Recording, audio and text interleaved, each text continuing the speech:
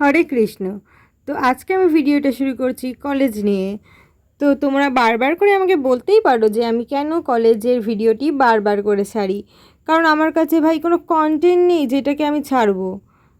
তো যাই হোক, যারা আমাকে ভালোবাসবে তারা তো অবশ্যই ভিডিওটি দেখবে, তাই না? তো যাই হোক, আমি ভিডিওটি এখন স্টার্ট করলাম। তো চলো পুরো অবধি শেষ পর্যন্ত স্কিপ ছাড়া দেখতে থাকো। তো চলে আসলাম আমরা কলেজে। তো আস্তে আস্তে হাঁটতে হাঁটতে আমরা চলে আসলাম তিনতলায়। তো তিনতলায় এসে আমরা একটা রুমে বসলাম। তো সেখানে আমাদের পছন্দ হয়নি, কারণ সেখানে আমাদের পাখা চলছিল না সেই রুমটাতে। তো আমরা লাস্টে চলে গিয়েছিলাম সত্যজিৎ অডিটোরিয়ামে।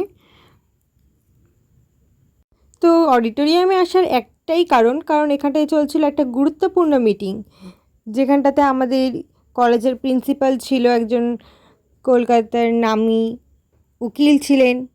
তিনি এসে আমাদেরকে বিভিন্ন ফ্যাসিলিটিস জানিয়েছিলেন, বা আমাদের অনেক ম্যামরা এখানে বক্তৃতা দিয়েছিলেন। তাদের সঙ্গে আমাদের সবাইকে পরিচিত করে দিয়েছিলেন কে কোন ডিপার্টমেন্টে আছে। তাছাড়া আমাদের কলেজের যে সব ব্যবস্থাপনা রয়েছে সেসব ব্যবস্থাপনার সঙ্গে পরিচয় করিয়ে দিয়েছিলেন। তো আমাদের যদি কোথাও কোনোরূপভাবে কোন মানে আক্রান্ত হই বা কোনোরূপ আমাদের ইরিটেটিংয়ের মধ্যে পড়ি, সব কিছুই আমরা কলেজের একটা গ্রুপ রয়েছে সেখানে জানতে পারবো, কিংবা কলেজের প্রিন্সিপালকে গিয়েও আমরা সরাসরি জানাতে পারবো আর কি।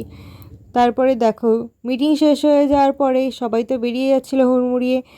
আমরা হুড়মুড়িয়ে না গিয়ে ওদেরকে সবাইকে বার হতে দিয়ে আমরা একটু ফটো সেশন করে বেরিয়ে এসেছিলাম। এখানে আমার বন্ধুগণদের দেখো, ওরা ভিডিও করছে বলে কেউ হাই করছিল, কেউ মুখটা ঢেকে রেখেছিল।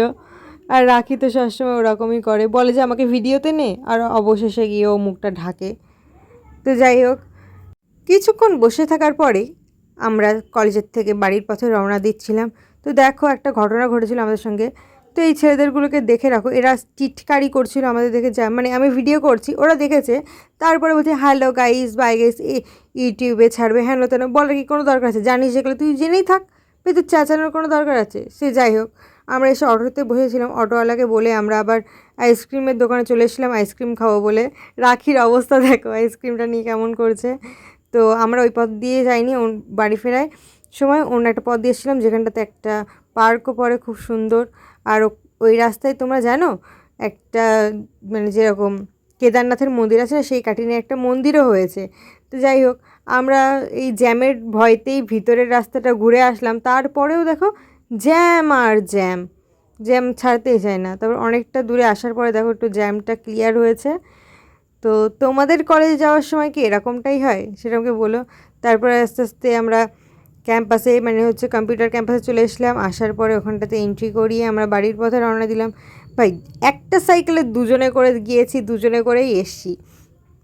তো বলো কতটা মানুষ পারে? আমিও ক্লান্ত, সারাদিন দৌড়ঝাঁপ করে, রাখিও ক্লান্ত, তাই হাঁটতে হাঁটতে বাড়িতে ফিরলাম।